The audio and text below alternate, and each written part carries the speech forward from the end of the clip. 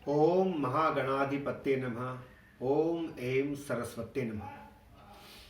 मेरे सभी मित्रों का एक बार फिर से स्वागत है वैदिक एस्ट्रोलॉजिकल नॉलेज कार्यक्रम में, और मैं हूं वैदिक एस्ट्रोलॉजर मयंक शर्मा। मित्रों, अभी तक हम कुंडली के 12 भावों की चर्चा कर चुके हैं। कुंडली में 12 भाव मनुष्य के जीवन के हर पहलू की जानकारी हमें प्रदान करते हैं।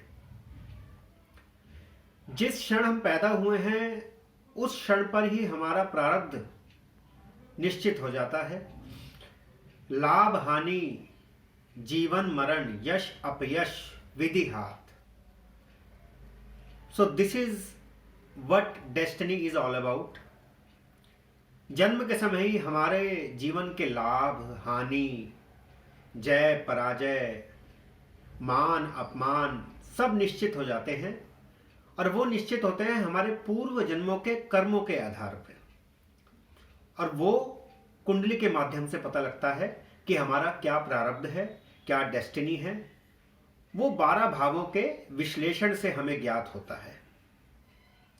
12 भावों की हमने चर्चा करी, और मेरे पास कुछ मित्रों का फोन आया जिन्होंने मुझसे संपर्क स्थापित किया और कहा कि मैं कुछ एपिसोड्स विशेष समस्याओं पर, लोगों के जीवन में जो विशेष समस्याएं आ रही हैं, जो स्पेसिफिक प्रॉब्लम्स आ रही हैं, उन पर भी कुछ एपिसोड्स करूं।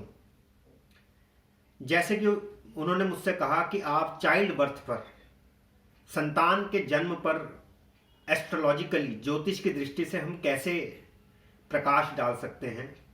एक ज्योतिषी किसी को संतान संबंधी समस्याओं से कैसे छुटकारा दिला सकता है, ज्योतिषी उपायों से संतान संबंधी कष्ट कैसे दूर हो सकते हैं, या संतान संबंधी और समस्याएं कैसे दूर हो सकती हैं, इस पर मैं एक एपिसोड करूं। तो मैंने ये निश्चय किया कि आज के एपिसोड में हम चाइल्ड बर्थ, संतान का जन्म कब होगा, कैसे होगा, कष्ट के साथ होगा, पुत्र होगा या पुत्री होगी, कितने समय में होगी, या संतान होगी ही नहीं। ऐसे भी कुछ योग होते हैं कुंडली में जिनमें संतान कभी प्राप्त होती ही नहीं। ये सब कुंडली में निहित है, कुंडली में लिखा है। शुरुआत आज की आध्यात्मिक चर्चा से करते हैं मित्रों। आध्यात्मिक चर्चा में आज मैं आप सबसे शिवलिंग के ऊपर चर्चा करूंगा। लोगों के मन में शिवलिंग को लेकर बहुत सारी भ्रांतियां हैं, बहुत सारे भ्रम हैं। शिवलिंग के अलग अलग अर्थ निकाले जाते हैं, परंतु मित्रों, शिव पुराण में और हमारे शास्त्रों में स्पष्ट लिखा है कि शिवलिंग भगवान शिव का निराकार रूप है।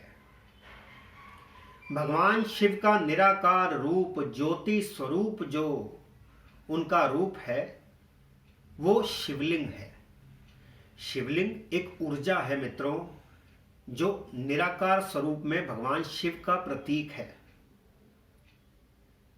इस ब्रह्मांड में जितनी भी ऊर्जा प्रवाहित हो रही है, उन सबका प्रतिनिधित्व शिवलिंग करता है। एक बहुत ही सुंदर कथा है मित्रों, छोटी सी। शिव पुराण में कहा है कि एक समय था जब ना सत था ना असत था, जब ये ब्रह्मांड भी नहीं था, तब एक ज्योतिपुंज प्रकट हुआ। उस ज्योतिपुंज में इतनी ऊर्जा थी कि उसकी सीमाओं का अनुमान लगाना कठिन था। उसका आदि, मध्य और अंत किसी को भी समझ नहीं आ रहा था। उस ज्योतिपुंज में से, उस ज्योति स्तंभ में से ब्रह्मा और विष्णु जी प्रकट हुए, और वो बड़े आश्चर्यचकित रह गए कि ये ज्योतिपुंज क्या है। विष्णु जी ने ब्रह्मा जी से कहा कि आप ऊपर की ओर जाएं, मैं इस ज्योतिपुंज के, इस ज्योति स्तंभ के नीचे की ओर जाता हूं, और हम देखते हैं इसका आरंभ क्या है और इसका अंत क्या है। मित्रों, आप जानकर आश्चर्यचकित होंगे कि हजारों, लाखों, करोड़ों वर्षों तक भी ब्रह्मा जी और विष्णु जी उस ज्योतिपुंज का आदि, मध्य और अंत का अनुमान नहीं लगा सके। वो फिर उस ज्योतिपुंज से बाहर आ गए। उन्होंने हस्तबद्ध होकर प्रार्थना करी कि ये ज्योतिपुंज जो भी है, हमें ज्ञान हो, हमें जानकारी मिले, हम समझ पाएं ये क्या है। तब भगवान शिव ने अर्धनारीश्वर रूप में ब्रह्मा विष्णु जी को दर्शन दिए और कहा, आज से मैं साकार रूप में कैलाश पर निवास करूंगा और निराकार रूप में शिवलिंग की पूजा होगी। दोनों ही रूपों में मनुष्य की हर मनोकामना सिद्ध करूंगा। तो मनुष्यों, मित्रों, शिवलिंग भगवान शिव का निराकार स्वरूप है, ज्योति स्वरूप है। ये तो थी आध्यात्मिक चर्चा मित्रों। अब हम बात करेंगे चाइल्ड बर्थ की। कुंडली में संतान संबंधी प्रश्नों के उत्तर कैसे जाने जाएं। जैसा कि मैंने मित्रों 12 भावों की चर्चा में आपको बताया था, कुंडली में पंचम भाव संतान भाव होता है। संतान भाव का स्वामी यदि त्रिकोण या केंद्र में है और उस पर बृहस्पति की दृष्टि है, तो यह निश्चित जान लीजिए कि आपको संतान की प्राप्ति होगी और आपको पुत्र की भी प्राप्ति होगी, क्योंकि बृहस्पति की दृष्टि पुत्र देती है मित्रों। पंचम स्थान में यदि शुभ ग्रह हैं, शुक्र, बुध, बलि, चंद्र, बृहस्पति, ये सब ग्रह पुत्र और पुत्री दोनों का सुख प्रदान करते हैं। परंतु यदि पंचम स्थान का स्वामी छठे, 8वें, 12वें भाव में चला जाए मित्रों, तो संतान प्राप्ति में विलंब होता है। संतान कई बार प्राप्त होती ही नहीं। इसके लिए पूरी कुंडली का विश्लेषण करना पड़ता है। पंचम भाव का स्वामी चौथे भाव में हो तो भी संतान प्राप्ति में बाधा आती है।